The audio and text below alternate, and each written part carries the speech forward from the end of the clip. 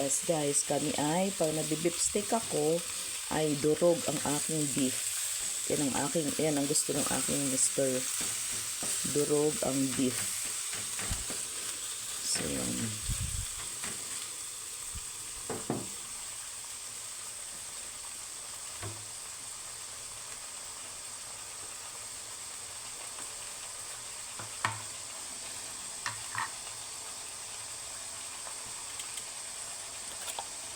Dapat durog ang beef para madaling maluto. At tips guys, okay, pag kayo nagpapakulo ng baka para mabilis lumambot, lagyan nyo ng baking soda. Kunti lang kasi baka mag-iba ang lasa.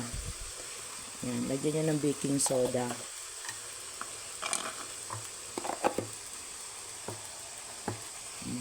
Diba nagbula-bula siya? Ayan, kasi may baking soda siya para mabilis siyang lumambot. Yan ang aking ginagawa kapag nagluluto ako ng beef steak or ng beef, kahit anong beef. See, may kuting bula siya. Ayan. So, takpan muna natin.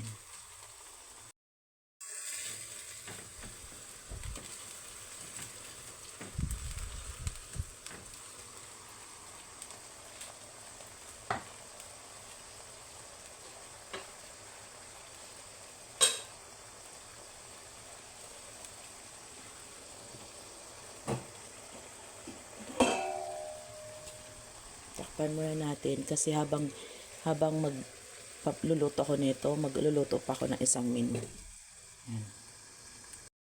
Kumukulo na siya guys. Ako para pag ayan, ganito ako magluto guys. Kapag nalagyan ko siya ng kapag ganito siya kumukulo, nalagyan ko ng kunting tubig para meron siya, hindi siya dry mamaya pag na. Yan, beef steak.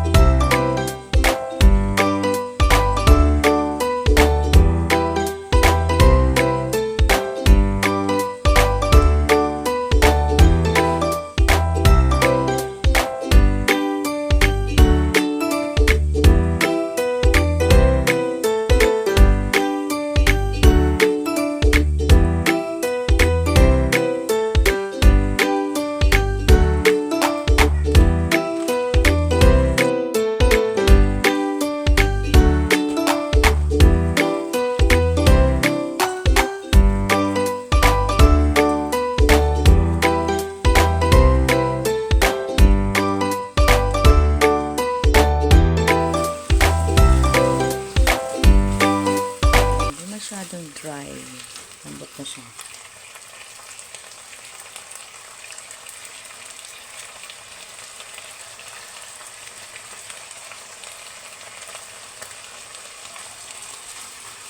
Ang aking beef steak.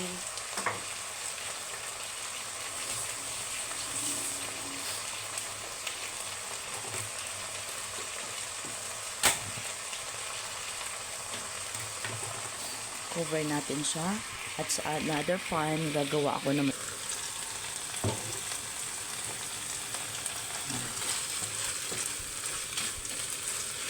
Ito na siya guys.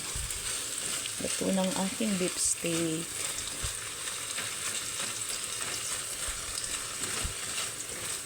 Ito na siya.